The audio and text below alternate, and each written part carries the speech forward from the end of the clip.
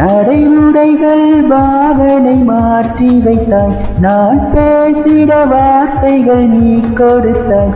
நீ காதலா இல்லை கடவுளா புரியாமல் கிளறி போனேன். யாரேனும் அழைத்தால் ஒரு முறைதான் நீதானோ என்று திரும்பிடுவேன். தினம் இரவினில் உன் அருகினில் உறங்காமல் உறங்கி போனேன். இது ஏதோ புரியா உணர்வு, இதை புரிந்திடும் முயன்றிடும் பொழுது ஒரு பனிமலை ஒரு எரிமலை விரல் கோற்று ஒன்றாய் சிரிக்கும்.